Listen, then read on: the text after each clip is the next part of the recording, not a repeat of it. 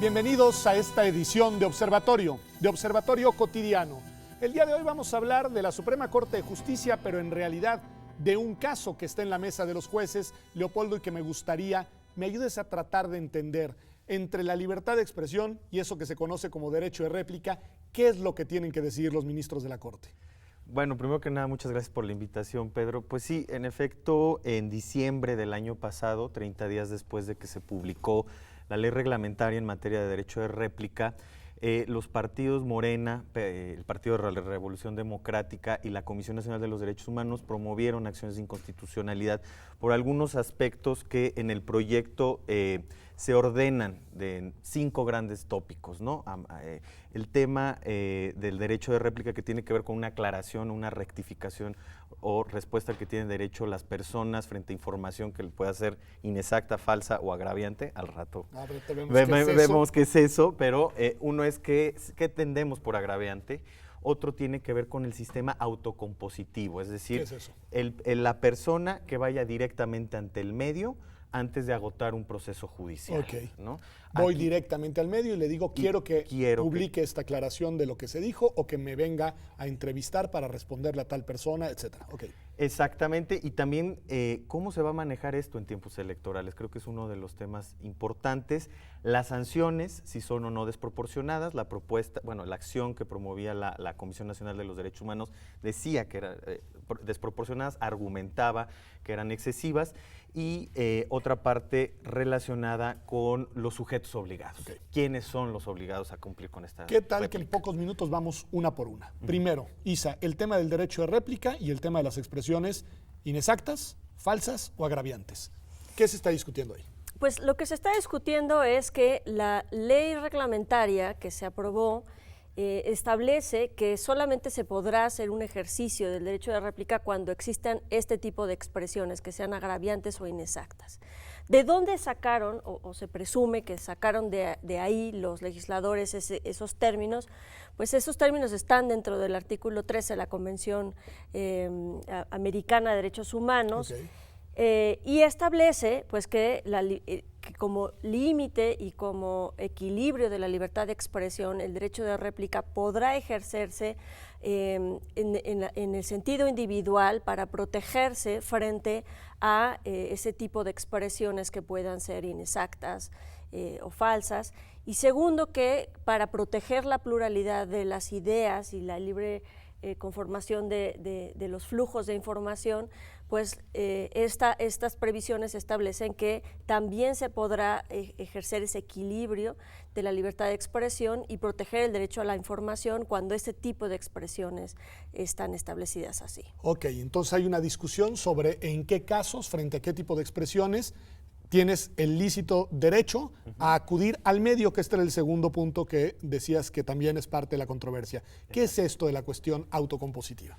Pues prácticamente la ley establece ciertos plazos, procedimientos y formas para acudir ante un medio de comunicación que publica esta información con estas condiciones, y la persona, el particular, o bueno, ahora también incluidos personas que aspiran a un cargo de representación popular o a un cargo público, pueden acudir y les tienen que responder en 3 días. En 3 días el medio de comunicación. El medio de comunicación, si no hay alguna de las condicionantes que establece la ley para que el medio se niegue a publicar la información, la persona se siente agraviada, puede ir a un procedimiento judicial sumario, ¿no? Que se supone que se tiene que tramitar en 12 días hábiles más o menos, ¿no? Entonces, esto tiene algunas aristas, ¿no? Y esto confronta diversas perspectivas que se tienen tanto desde el derecho anglosajón como desde el derecho continental europeo, ¿no? El derecho anglosajón, pues que es sumamente libertario, ¿no? Liberal, entonces dice, esto es un tema de autorregulación de medios, no puedes hacer injerencia sobre la libertad editorial, le corresponde solo al medio determinar qué contenidos publicar, aunque en Inglaterra hay algunos códigos, digamos, más por parte de los propios medios y comisiones de periodistas que establecen buenas prácticas, ¿no? Que no son precisamente obligatorios, pero que establecen buenas prácticas. En Estados Unidos y de plano, no hay nada. Desde los 70 la Suprema Corte dijo, para nada regulen el derecho de réplica.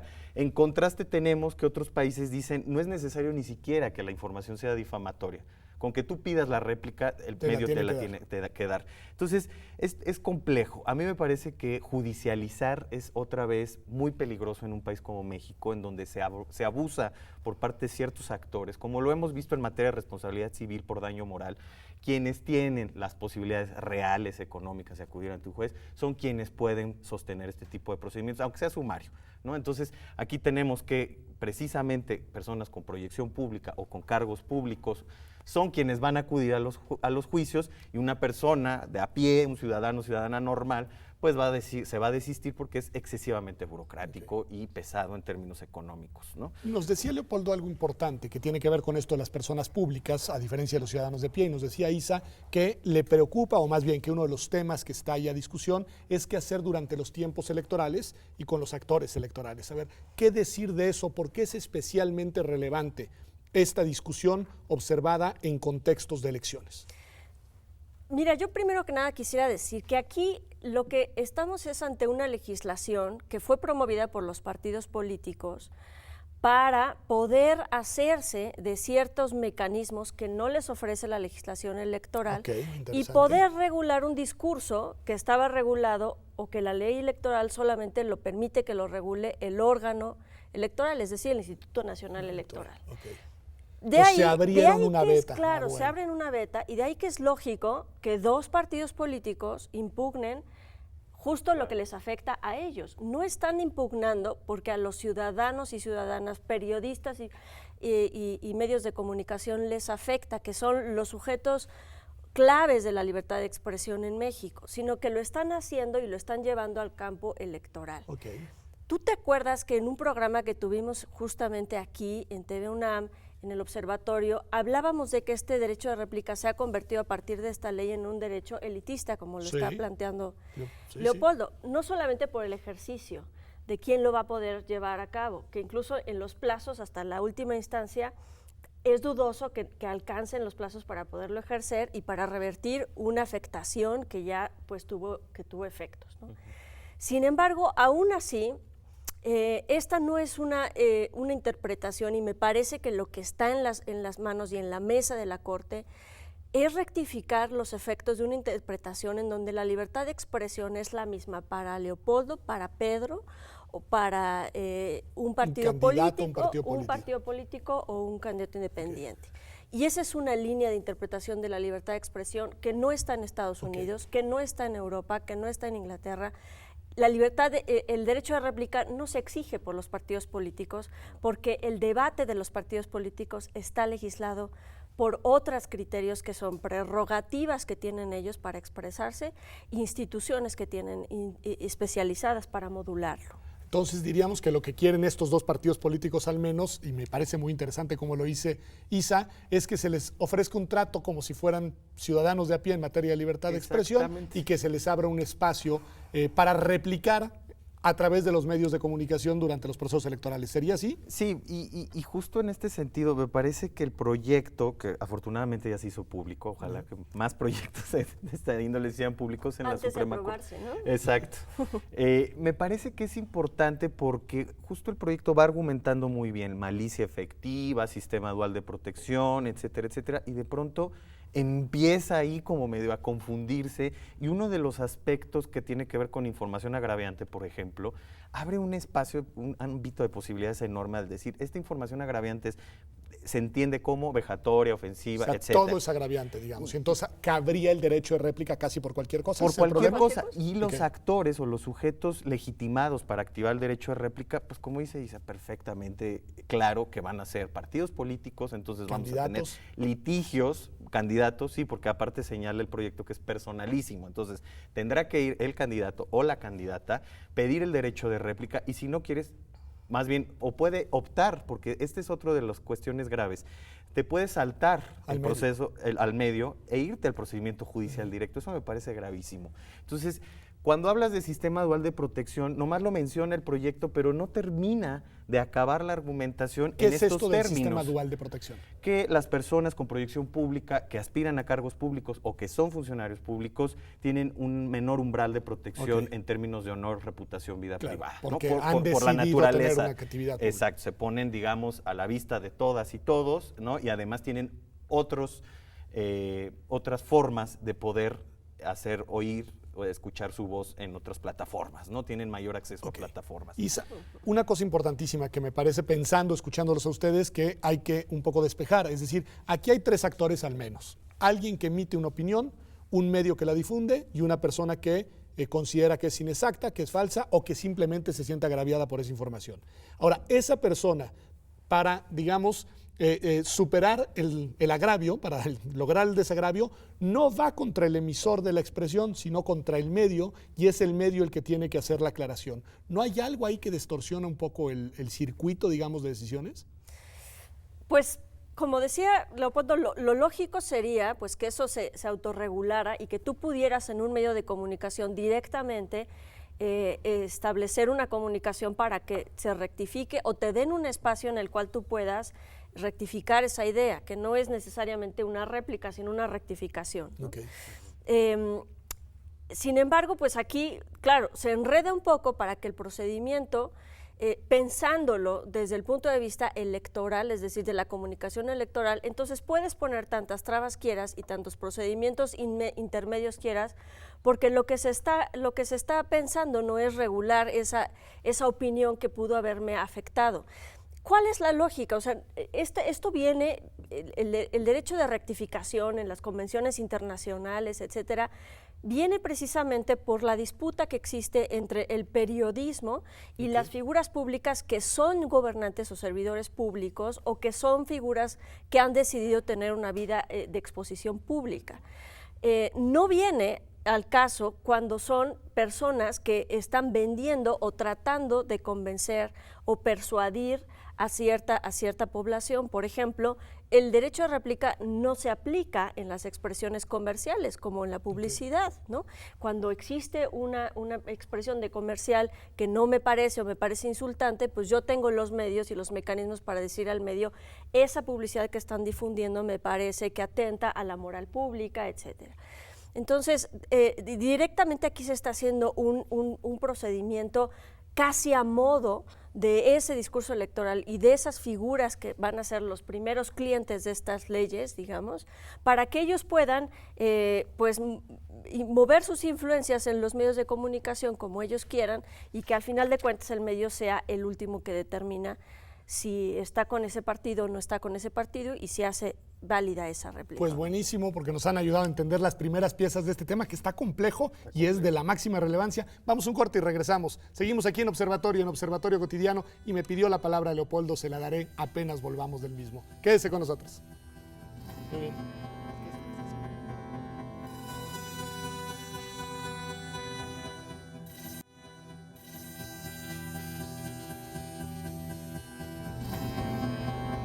Ya estamos de vuelta aquí en Observatorio Cotidiano. Estamos hablando, como usted sabe, de la libertad de expresión y del derecho de réplica y de la decisión a ese propósito que tendrá que tomar la Suprema Corte de Justicia de la Nación. Leopoldo, querías aclarar algo al cierre del bloque anterior que tiene que ver con quiénes son los sujetos para los cuales debe de estar legislado el derecho de réplica. Sí, un poco en congruencia y en complemento a lo que decía Isa, ¿no?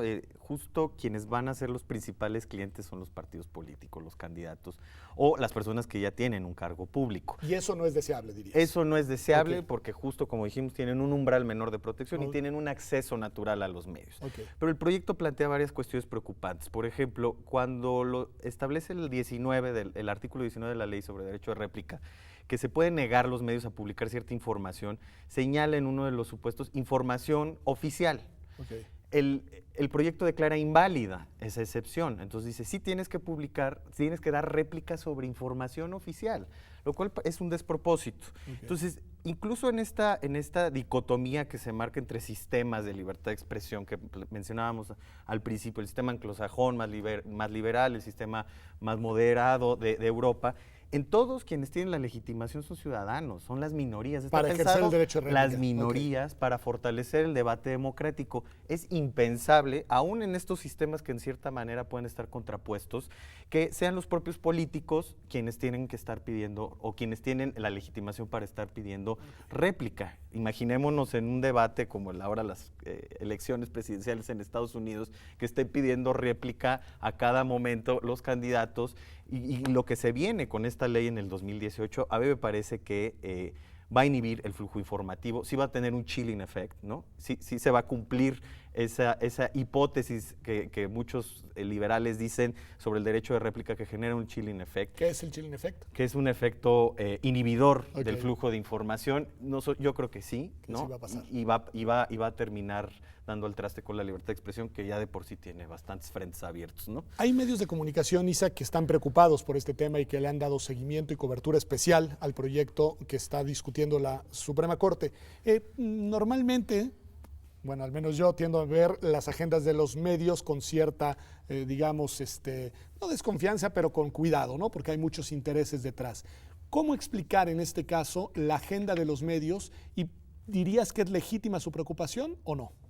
Yo digo que es legítima su preocupación en tanto que si no intervienen y no opinan sobre lo que está en decisión y lo que está en juego en México en este momento, me parece que los efectos para ellos también incluso son negativos, porque van a tener que dedicarle mucho más espacios, mucho más tiempos, fuera o adicionales de los que la legislación electoral les manda, y ellos mismos pues van a ver también mermada sus espacios de publicidad y sus espacios. Entonces esto influye, por supuesto, que en sus intereses, aunque para ellos parecería que la defensa aquí y la bandera más fuerte es hacer esta defensa de las minorías de la que habla Leopoldo, y decir, claro, nosotros salimos aquí a defender a todos los medios de comunicación y la libertad de expresión, pero hay que tener mucho cuidado con ese tipo de banderas y con esos efectos. Por eso yo creo que el proyecto, el ministro Pérez Dayán, que está elaborando, es el ponente de este proyecto, ha sido muy cuidadoso generalmente en sus proyectos cuando tienen que ver con libertad de expresión. Y yo creo que es una de las personas más serias en cuanto a trata o intenta de definir conceptualmente este tema.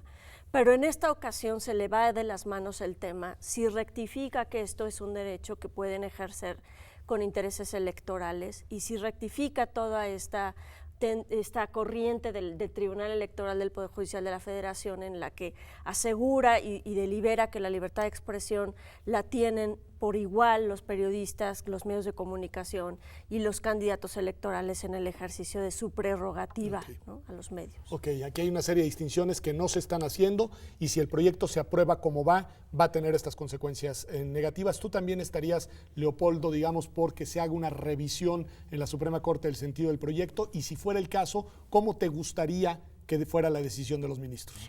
Ay, Pedro, me estás colocando en una situación complicada. Bueno, yo creo que para empezar, lo que abre un amplio ámbito de discrecionalidad, de arbitrariedad más que discrecionalidad, es el tema de la información agraviante, ¿no? Me parece que se tiene que definir a la luz del Pacto Internacional de Derechos Civiles y Políticos y de la Convención. ¿Qué quiere decir agraviante? ¿Qué quiere decir agraviante? Y no sobre supuestos sumamente subjetivos, como la ofensa, la vejación, la humillación, ¿no? Esta diferenciación es básica, ¿no? Los sujetos legitimados para acudir y solicitar este derecho de réplica. Lo que decía Isa sobre quiénes son y por qué, y con distintos umbrales de protección para los dos derechos. Ahora, hay un aspecto favorable sobre los sujetos obligados que hay en el proyecto, que sí dice los medios reglamentados de acuerdo a la Ley Federal de Radiodifusión y Telecomunicaciones. Me parece que es positivo en términos de la ley. O sea, que especifica cuáles son los medios obligados. Exacto, pero no en términos de quién puede ejercer el periodismo, que ya es una discusión que tuvo la Corte en junio sobre una ley de protección a periodistas en Quintana Roo, ¿no? O sea, el periodismo se entiende en términos amplios, una perspectiva funcional de ejercicio de derechos, y no si estás remunerado, si perteneces a un medio convencional, ¿no? Siempre y cuando se haga esa diferenciación, creo que está bien. En esa parte, ok. Ahora, hay medios pequeños, hay medios digitales. La ley impone la obligación de una persona dedicada de lleno a estar recibiendo, ¿no?, todas estas solicitudes de réplica. A mí me parece que sería una carga desproporcionada, y entonces en ese sentido sí tiene que haber matices de quiénes son los medios reglamentados, quiénes tienen la capacidad estructural como para poder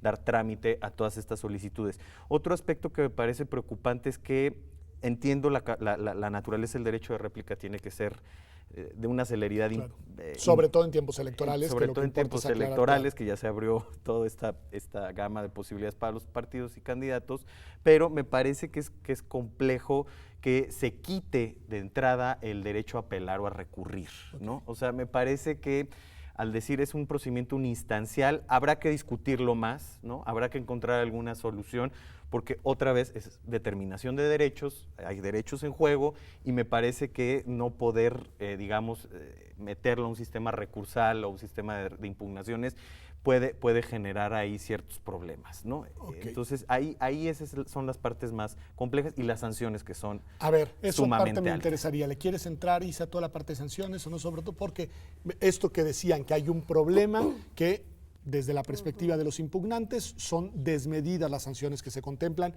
Sí, ¿por qué? ¿Cuáles son? Bueno, una de las partes que el mismo proyecto está invalidando es que las sanciones sean económicas. Okay. Y me parece que el razonamiento que está llevando ahí el ministro es que prácticamente para ese tipo de sanciones económicas, cuando el discurso es ofensivo o viola alguno de los límites establecidos en la Constitución, como por ejemplo que puede ser contrario a la moral pública, ya existe una vía de derecho civil en la cual se pueda impugnar y defenderse la persona que se siente agraviada. Entonces, en ese aspecto, pues me parece coherente que en este proyecto de los males el menor, que las sanciones sea que se invalide la sanción económica, ¿no? ¿Tú estarías de acuerdo, Leopoldo? Sí, claro. Sí, sí, o sea, sí, que sí, no haya sí, sanciones. ¿Quién pagaría porque la sanción deja económica? salvo el derecho de ir a un sistema, a un procedimiento civil, de naturaleza civil, entonces sería sanción sobre sanción, entonces estaríamos generando un sistema muy fuerte de sanciones, ¿no? Entonces, sí. No, adelante, me parece importante ese punto. Y otro de los elementos perdón que me regrese, la crítica periodística, porque es uno de los elementos que marca la ley, que también era su objeto de réplica, sí declara la invalidez, solamente se puede solicitar réplica sobre hechos, no sobre opiniones, siempre y cuando no entrañen hechos la propia opinión. Eso estaría bien, ¿no? Eso estaría bien, pero es luego decir, de pronto se contradice porque señala que siempre y cuando tampoco la crítica sea ofensiva. Entonces, otra vez volvemos al tema de la subjetividad.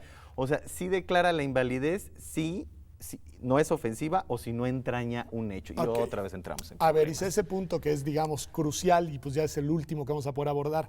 Este tema es sí hay una diferencia, creo yo, entre un dicho falso, imputarte una mentira, un dato inexacto que también pueda tener esa tendencia, a un dicho agraviante.